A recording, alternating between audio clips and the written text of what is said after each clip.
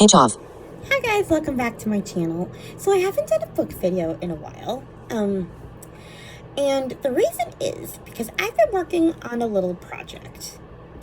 Actually, I kind of got the idea from Mitzi Reads and Writes. She is a booktuber I watch. She was talking about reading all the Little House books. Little House by Laura Ingalls Wilder.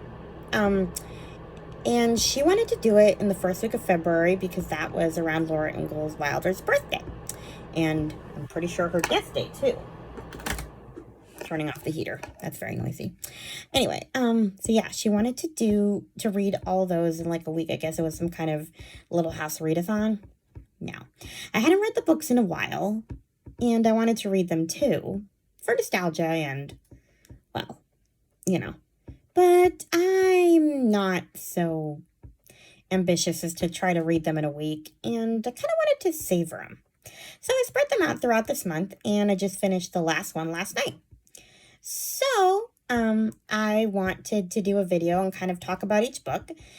This is going to be spoilery, but, they're old books. If you haven't read them, you probably never will, so...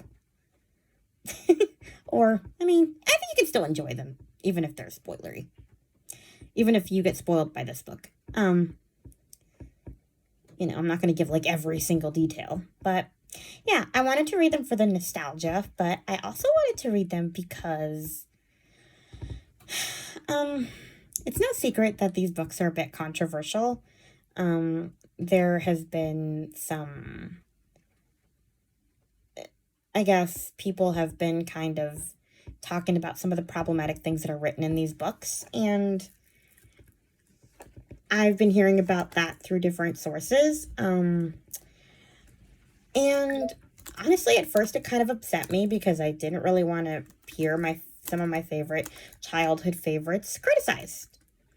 And that's actually part of the reason why I didn't read the books for a long time. I wanted to, but then I kept hearing the criticism about them, and I was kind of like, I don't want them tainted. But, yeah, I also, at the same time, wanted to kind of see how I felt reading them as an adult. So basically, that's what we're going to do. I want to go through each book, kind of give a summary, give my thoughts, maybe talk about childhood memories from reading them too, kind of compare my thoughts as a kid versus my thoughts now. And, yeah, we'll kind of... see how this goes. One of the booktubers who actually talked about the problematic nature of the books a bit is Ashley from Bookish Realm.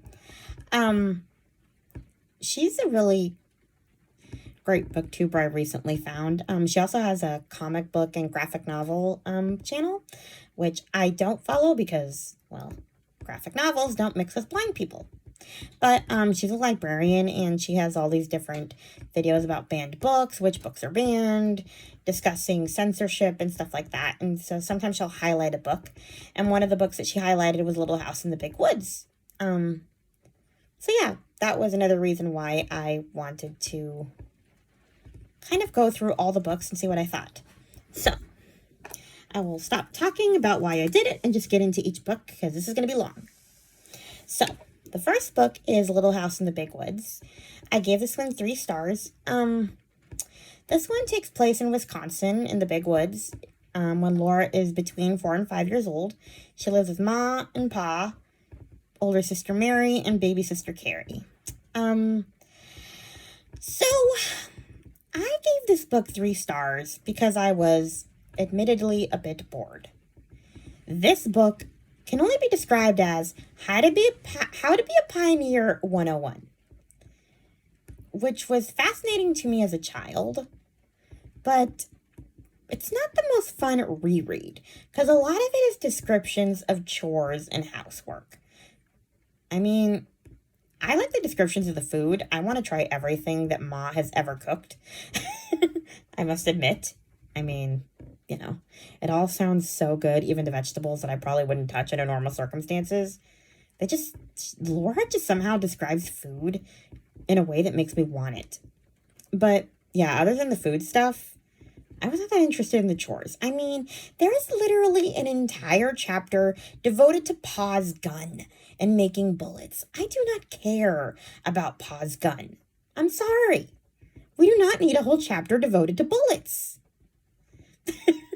I don't care. But there were parts that were good. We kind of broke away from the monotony of chores to have Christmas for one thing. That was great. Christmas in Little House is always my favorite. Those are like my favorite chapters in every book. Just, again, the descriptions of the food and the family and the presents. I mean, it's all good. So, yeah, we had Christmas, and then we also had the sugaring off dance, I think they called it. Basically, they had a dance, and they were getting maple sugar and making candy, and made me want some maple sugar. It all just sounded so good. And then the other highlight was their trip to town. And honestly, this is kind of where you start to see Mary and Laura's personalities a bit more. Once they go to town, Mary is like the bossy older sister, and just so you're warned, I don't like Mary. I'm sorry. And this could be completely unfair because it's from Laura's perspective and Laura is describing her in a certain way, but she's just so bossy and older sistery, and I do not like her. So, I felt for Laura when, like, the shopkeeper in town was basically complimenting Mary's hair, and then, I don't know, just, it was kind of satisfying when Laura actually slapped Mary's face, because Mary was, telling her that, cousin, I forget what's her name, said that her hair was prettier, or thought that her hair was prettier. And honestly, to be fair, that was Ma's fault. She literally had the girls ask her whose hair she likes best. It's like, why would you do that? Do you not expect to fight? Do you not realize that Laura feels insecure about her hair? What's wrong with you? I don't know. And just the way Ma is always praising Mary for being her good girl, and when Laura wants something for herself, God forbid. Ugh, I can't stand Mary. There will probably be something about Mary in each book. And the other thing I enjoyed about this book was Pa's stories. There were lots of stories that Pa told, like about Grandpa and the pig on the sled. I'll let you read those, but, Pa telling a story is the highlight of all the books. And there were a lot of stories in this book. Oh, and one childhood memory I remember from this book. So there's a part where they celebrate Laura's birthday, and it's funny because it says that they gave her 5 of something. I don't remember if it was little cakes or something, but it said 5 for every year she lived with Ma and Pa. But when I read that, I was thinking, okay, is this girl adopted? Who did she live with before those 5 years? And what they meant was she was 5 years old. I didn't realize that until much later. It's just funny. Because she said 5 years for every year she lived with Ma and Pa. And I'm like, so who'd you live with before? Anyway, just a childhood memory. So that's Little House in the Big Woods. 3 stars. Next is Little House on the Prairie. Also 3 stars. Now, this one I did not give 3 stars to because it was boring. This book was actually really exciting. Like, this book actually had a plot, actually had things happen. They leave the big woods and move to Indian Territory in Kansas. And there's a lot of adventure, the travel through with covered wagon.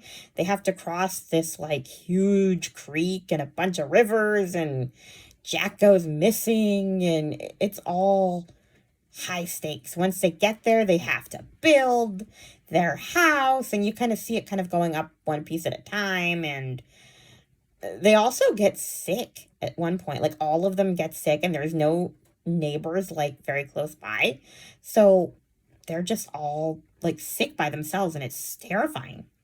And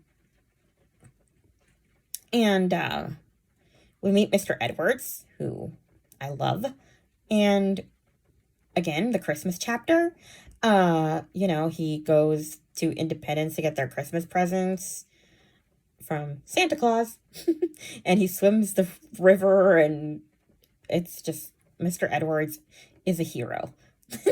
I love him. Um, so yeah, there's a lot to like about this book. I still enjoyed the book. I still enjoyed the family struggle, the whole thing. But I have to admit that this book is where I started to see where people were coming from when it comes to problematicness with these books. Because a lot of this book was about Native Americans. And there was so much talk about the hatred for them, and it was uncomfortable to read, especially from Ma. Like, there was constantly talk about how Ma hated them. And I don't even want to repeat some of the things that were said in this book that made me cringe, but it was hard to read, and it's hard for me to imagine putting myself in a child's shoes who is Native American having to read this book. I can't imagine putting this into someone's hands. I guess. Like, I have to be honest. It bothered me a lot. It was like in Little House in the Big Woods, there was one reference that bugged me a little bit too, but it was one. It was in a song that Pa was singing where it talked about darkies. Ugh. That was also uncomfortable, but it was one passing reference. It was bad, but this book was worse. Just because it was all of it. And then you have the part where Laura wants to take the papoose with her, like take a baby from its mother because she likes the way it looks. I'm like, ugh. I just, It was hard to read. I don't think I could ever enjoy that book again. I'm sorry, I can't. Completely. Like, I will probably read it like in my next read through of the books, but it'll never be a book I look at the same way. Ever. That book is slightly tainted for me, so yeah. No. The other thing that my Mary complaint for this book is the beads. They go to an Indian camp, and Laura and Mary find some beads, and Mary comes home, and like the goody-goody that she is, I'm going to give mine to Carrie. And then Laura has no choice but to say that she will too, otherwise she looks like a jerk. Now, I do understand that, there wasn't enough beads for Laura to make herself anything, but it's like, can the girl have one thing to herself? Why does she always have to be unselfish and good? Like, I don't know. I just kind of love it when she's bad. So, yeah, there's that book. Little House on the Prairie. Now on to happier things. On the Banks of Plum Creek. 5 stars. Thank God. I love this book. This has always been one of my favorites, and I still love it. There is more high stakes, more adventure. They move from from Indian Territory to Minnesota, Plum Creek. They start out living in a dugout, and then, they move into their house when Pa builds the house. They go to school. There's like grasshoppers infecting eating the wheat, and there's just so much happening in this book. There's blizzards and Pa having to go away because there's not enough money because he couldn't save the wheat. Like, we're talking like 2 years of bad wheat crops. It's actually really sad. You kind of start to see the vulnerability of the Ingalls a little bit more in this book. Like, you see, especially Pa. I think in this book, Ma bears up pretty well. She's very cheerful, and she tries to keep everyone's spirits up, and you see Pa kind of starting out on this really high, we're going to be rich as kings, and then getting slammed back to earth. And it's really sad to watch, but it kind of humanizes them a bit. So, yeah. And then, I don't know, it kind of also made me feel bad for Ma, too, because she can't get upset.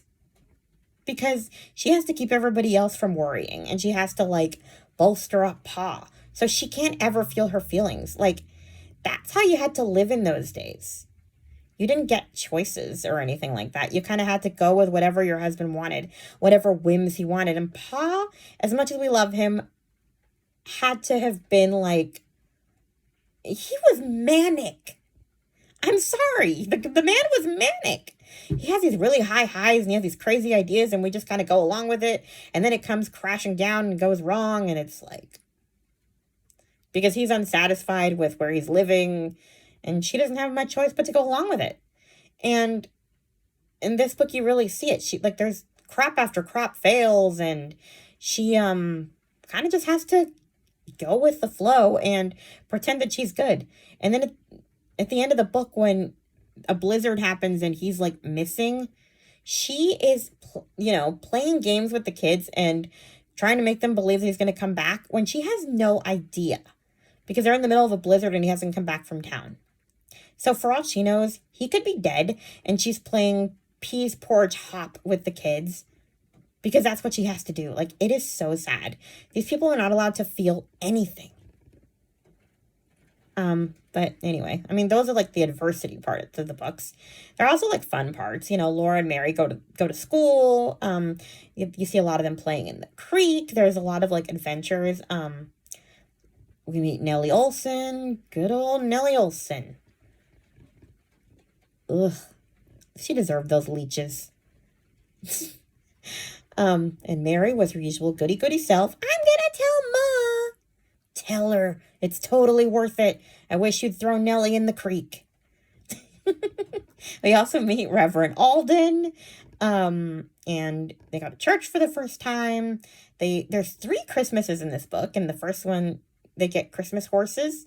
And the second one, they have a Christmas tree. And the third one is the blizzard where Pa gets stuck in a snowbank. And, he's like stuck in a snowbank, like right next to their house. And he doesn't even realize it till the storm's over. But yeah, it was crazy. But yeah, I love this book. It's one of my favorites of the series. So that was On the Banks of Plum Creek. 5 stars. Next book is By the Shores of Silver Lake. I gave this one 4 stars. The first time I read it, I remember thinking that I was missing a book because this is an abrupt jump in time forward. We're talking like 3 years ahead. Carrie is talking and mobile, like she's not a baby anymore. We have a new baby, Grace, and Mary is blind. It does explain that they all have scarlet fever. They all had scarlet fever, and Mary became blind from that. So, yeah. I can't say I love her a whole lot more when she's blind. And as a blind person, I'm allowed to say that. I do not feel one bit bad about saying that I do not like a blind person. Unlike Laura Ingalls. Yeah, anyway. They move from Minnesota to Dakota Territory, where Pa wants to have a claim and build a homestead and everything. They have their first train ride, which is really exciting. I don't know why I always like their descriptions of the trains and just the travel in general. Yeah, this is actually the last book where they travel. Because, like, the rest of the books take place in the Dakota Territories. So, because that's where they settle. It's just... So, it's kind of the last really, really adventurous book, kind of, this book. Because, they move away again. So, yeah, they move to the Dakota Territories. They... get their homestead and everything. Mr. Edwards actually helps Pa get the homestead. We meet the Boasts. They have a Christmas with Mr. and Mrs. Boast, who are the only neighbors that are there on Silver Lake at the time, because the town hasn't been built. So we actually... Whoa, it's really raining now. We actually get to see the town being built, kind of. Like all those buildings kind of popping up and everything. It's really cool. to sort of see it start out as nothing, and then all of a sudden we have a town. So yeah, there's that. It wasn't, not a whole bunch happened for me that I was like, that I feel the need to point out. I guess the main difference to me is that Carrie is now Laura's sidekick. Mary and Laura used to be like the older girls, and they would, be together, and Carrie was the baby. And now it's Laura and Carrie because Mary's blind and kind of can't do a whole lot. So she's kind of in her chair or whatever. And I don't know. I just can't like the girl. She's still like, there's this part where Carrie's like wriggling, and Mary's like, Carrie, don't wriggle, you'll ruin your dress, or something like that. And Laura is about to tell her, you can wriggle all you want next to me. And then Mary goes, see, Ma, Laura's wriggling too, and I knew that without seeing. And then Laura feels ashamed because she was about to criticize Mary. It's like, okay, first of all, you're allowed to get mad at her even if she's blind. Which, I don't know. I don't think I would like it if you all of a sudden started being nice to me because I lost my vision or because something happened to me. If you hated me before, just hate me after, will you? Because it feels worse when you're nice to me now because I'm suddenly, quote unquote, afflicted. Anyway, but yeah, so it was kind of refreshing when you actually saw them fighting the way they used to, and they did a couple of times. It was pretty, I don't know. Because, like, it was kind of like their normal dynamic. And it wasn't like this shame, I guess, that Laura felt because, her sister couldn't see. It was like she suddenly felt guilty because she could see and Mary couldn't. I do like the descriptions that she describes the scenery for Mary wherever they are. And that's cool. She's really good at it. Although I must admit, I've never wanted people to describe things to me. Probably, though, because I don't have any vision at all. So I don't care what things look like and the colors and all that stuff. But I guess Mary would have because she had vision before. I literally skip past scenery in books because I could care less. But yeah, they also find out that there's a college for the blind. Through Reverend Alden, we actually see him very briefly. And we find out that there's a college for the blind that Mary could maybe go to.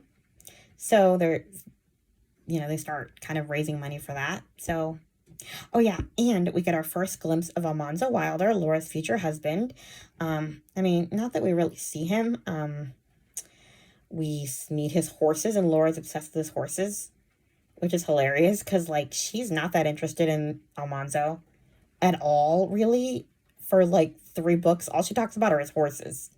So, but yeah, we kind of get our first glimpse of him. So that was By the Shores of Silver Lake, 4 stars. Next is The Long Winter. I give this one 5 stars. I loved this book as a kid too. It was one of my favorites. Actually, I think it was my favorite after. It was this one, and then On the Banks of Plum Creek. But I think I appreciate it in a different way as an adult than I did as a kid. When I was a kid, I thought it was exciting because there was like all these storms and like what would it be like? And it just seemed very cozy because they were all in their house trying to, hunker down and all this stuff. And it just seemed like a cool predicament to be in. But now that I'm an adult and I'm reading it, I'm kind of like, this wasn't cool. This probably sucked. Like, you see it in such different ways. And you see Ma and Pa kind of lose their cool because, like, basically The Long Winter was like 7 months of nonstop blizzards. So the trains couldn't come in and bring supplies from the east, so everybody was like starving because there wasn't enough food. And yeah, we saw Ma and Pa lose their cool a lot, and the girls too. We saw Mary and Laura fight, which was refreshing, as I said in the last book. And Ma lost her mind a couple of times. Once when the trains weren't going to come, when they found out that they weren't going to bring trains out until spring. And the second time was when Pa was thinking about going after this rumored wheat. Basically, there was a rumor that there was some wheat like 40 miles away or something. And so he wanted to try to go get it and, rescue everybody from starvation. And Ma was like, hell no. Sorry for swearing. And she did not swear, but she was like, no, you are not going anywhere and leaving me with 4 kids, one of whom is blind. You are not dying on me because I'm not raising kids alone. She did not say that, but that's what she meant. Like, this was not Ma, who is normally like, oh, Charles, mercy, Charles. I'm sorry, but Ma is just always like sweet, and this was glorious to watch her like tell him straight up, no, you're not going anywhere. But yeah, it was fun. Like, I mean, it was bad because that's how you knew that things were bad. That Ma would literally like put her foot down and tell him, no, you're not doing that, in a way that we've never seen her do before. She'd follow him anywhere, but she told him no. But yeah, you also saw like Pa lose it a couple of times too. Like, just, he was angry at one point, especially when he couldn't play the fiddle. Like, that was his last thing. Like, once his fingers got too messed up from twisting hay to keep the wood going and stuff. It was bad. Like, his depression, and you kind of just saw everybody get really discouraged and sad, and I don't know. I think, again, it struck me how much the women and children sort of have to just pretend like everything's fine, and it's so sad. Like, Grace is crying because her feet are cold, and they're like, shame on you for crying. You're a big girl. The girl is not a big girl. The girl is 3, and the girl is allowed to cry if her feet are cold and hurting. Like, my God. Like, every time someone shows emotion, you can't. You get reprimanded. Laura had a few outbursts and got in trouble for them. Like, it's just all... And I understand why. I mean, for one thing, mental health wasn't a thing back then. And I kind of understand how it couldn't be a thing back then. I mean, if you let yourself get depressed, you probably never get off the kitchen floor. I would say the bathroom floor, but they don't have bathrooms. Like, you would never do anything, and you have to keep going if you want to survive there. Like, you can't stop for your feelings. So I get it, but at the same time, it's really sad. Yeah, we also get more, we get Laura and Carrie going to school for a little while. They start going to school, and, they meet some friends, Mary Power and Minnie, and Cap Garland. I think he has kind of a crush on Laura. So yeah. That ends pretty abruptly when there's a blizzard. And they all get stuck in it on the way home from school. Oh yeah, and we also get a visit from Mr. Edwards, very briefly. He sneaks Mary a $20 bill, which I guess they use for her college fund. So yeah, there's that. And then we get a lot of Almanzo in this book, him and his brother Royal. Although I noticed that in this book, they make him sound younger. Because he says that he lies about his age so that he can get a claim. He has to be 21 to get one, and he's below 21. But then in a couple of more books, it's revealed that him and Laura are 10 years apart. She's turning 19 and he's turning 29 in the book, the first 4 years. So therefore, this book takes place like 4 years before the first 4 years, The Long Winter. So, and they're making him sound like he's 19 years old in this book. So my question is, did Laura like want to pretend that her man was not 10 years older than her and he married a 17-year-old girl? And then, after she got to her last book, she's like, whatever, who cares? It was the times. Like, she kind of just went back to his real age. I don't know. It was just interesting. I saw the age discrepancy. Whatever. But he makes an appearance with his brother Royal, and then him and Cap Garland go to get the wheat, and we kind of get to see that adventure. So yeah, we kind of start to see his personality, how he's willing to risk his life for others, and yeah. And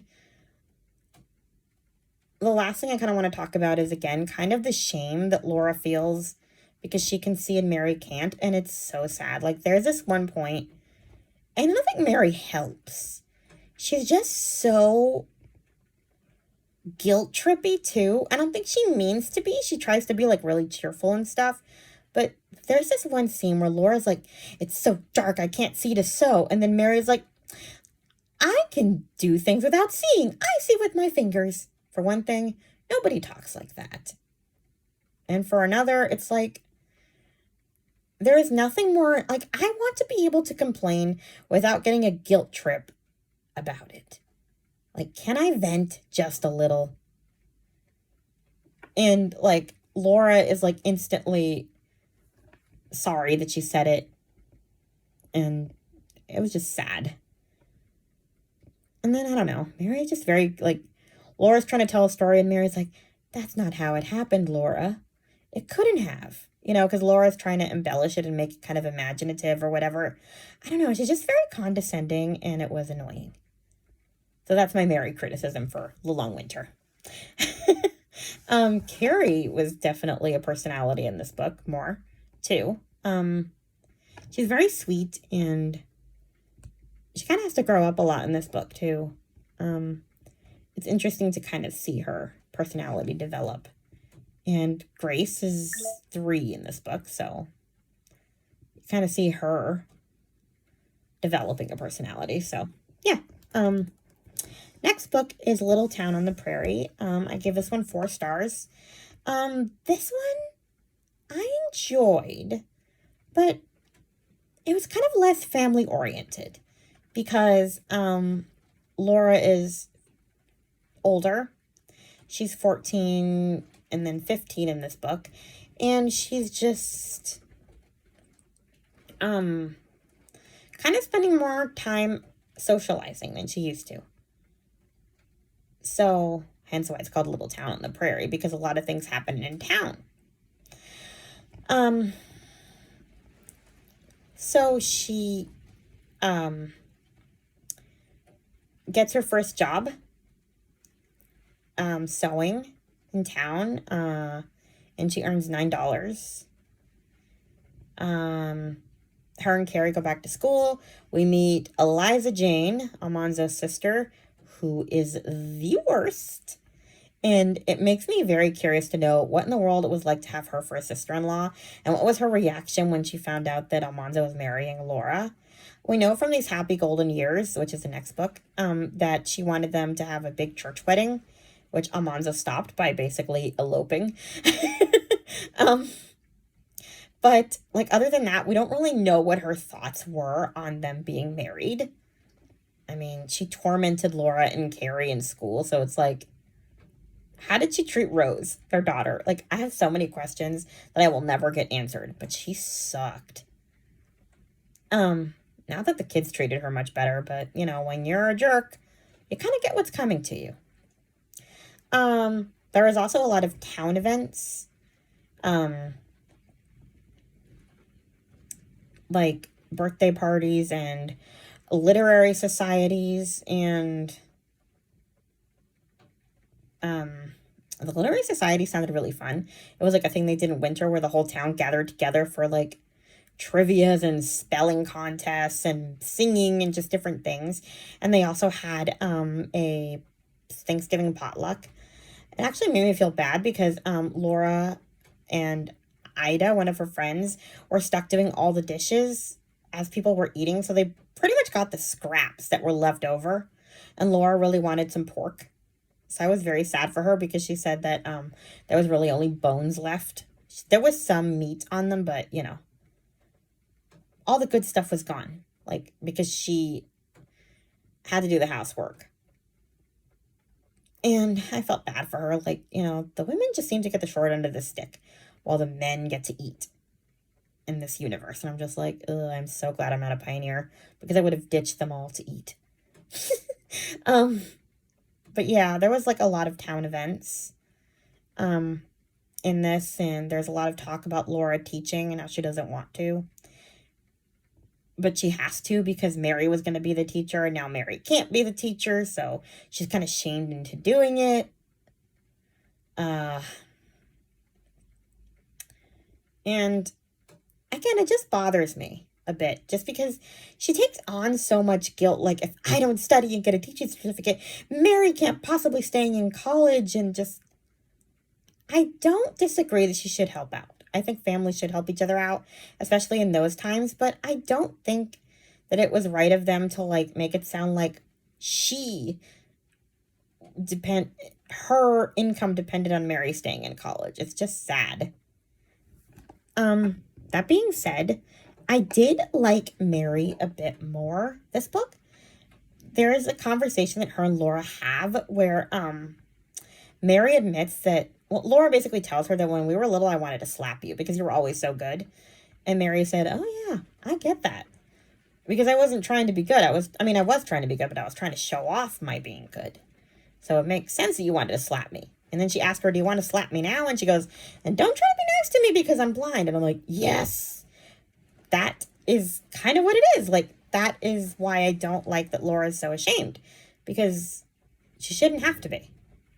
So I appreciated Mary more. It also helped that she's gone because she goes to college. And that also kind of brings me to, once again, these people are not allowed to have feelings. Grace cries and Mary leaves, and Laura's like, for shame! Like, shame on you for crying! And it's like, she's about to cry too, so, she's like shaming a 4-year-old for having feelings. And it is so sad. And like, you're not allowed to say that you miss your sister because you're selfish, because that's where she should be. And it's just like, can't they have feelings about anything? I don't know. It made me very sad. And then there was one problematic part. Well, actually, there was a couple of things.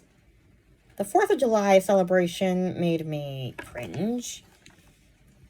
Just because there was a lot of American history. Whitewashed American history that was cringy. And just, I don't know, the way they talk about Indians again. Ugh.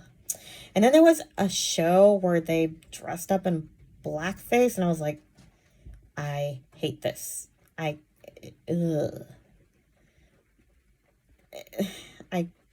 was a lot. I mean, Pa was one of the people who did it. Like, it was a minstrel show. It was just, no. It was uncomfortable. So, yeah, I had to bring it down because of that too. So, oh, how can I forget? More Almanzo.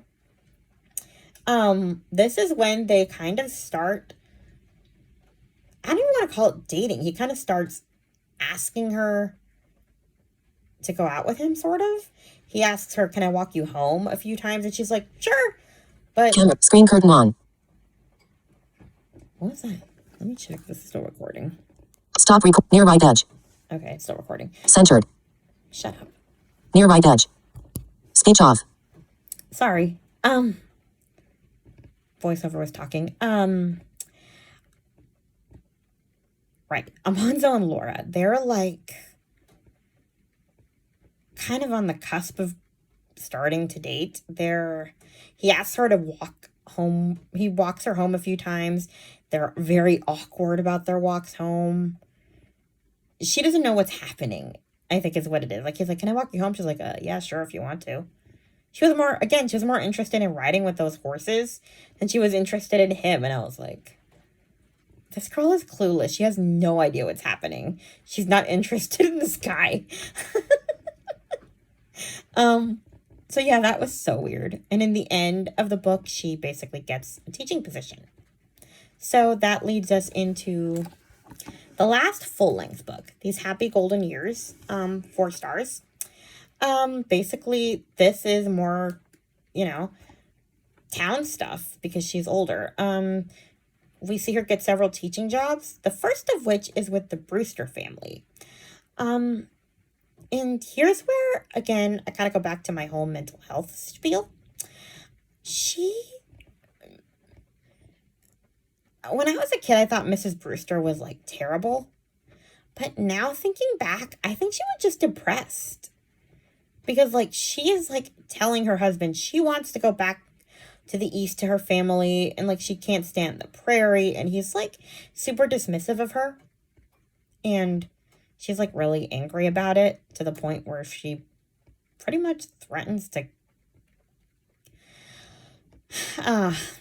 She has a knife, and she says, I'm gonna go one way or the other.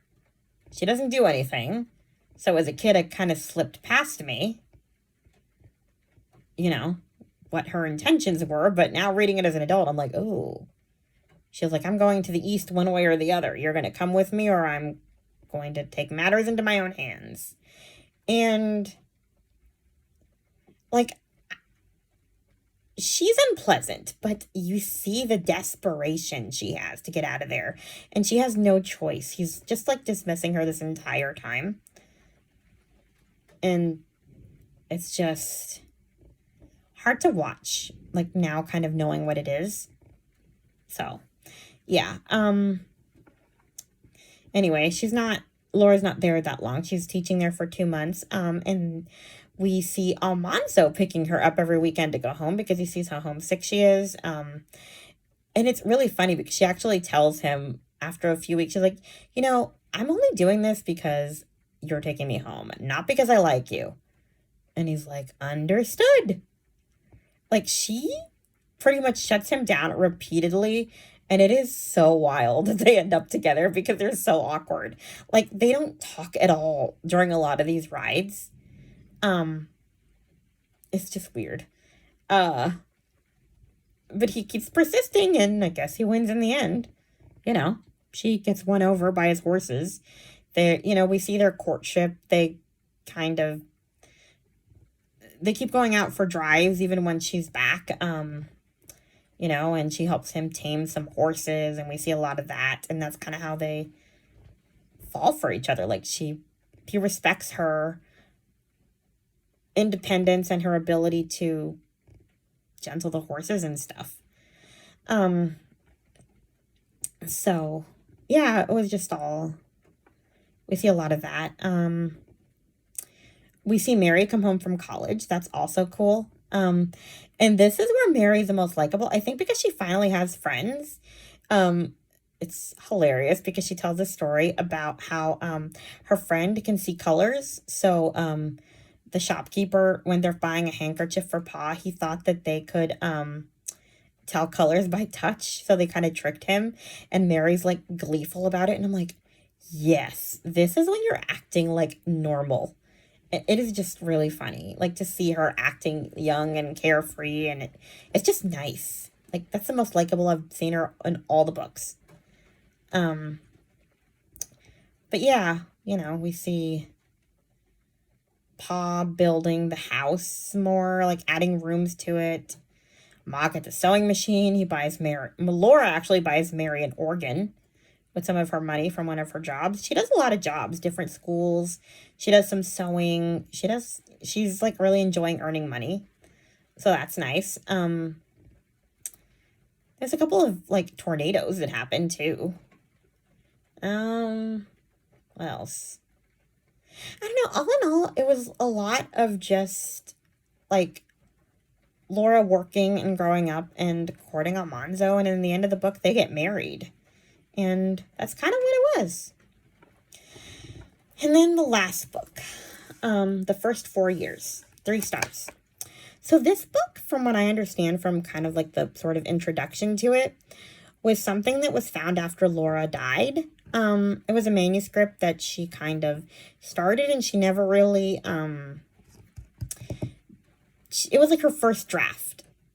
And they decided to publish it after she died. So she didn't really like write it the way she wrote the rest of them.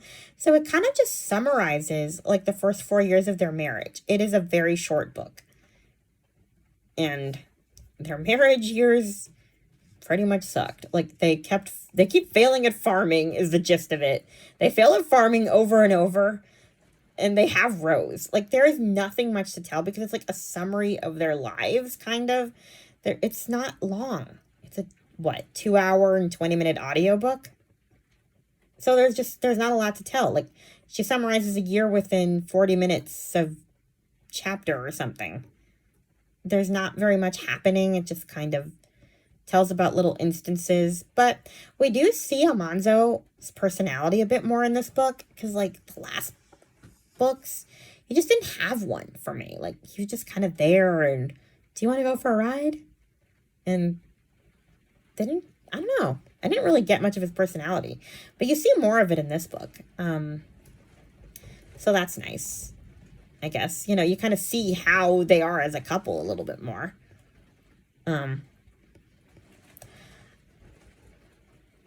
And yeah, other than that, that's kind of how it ends. It was kind of an abrupt ending. I have not read On the Way Home, which is Laura's diary of their trip from the Dakotas to Missouri, where they settle.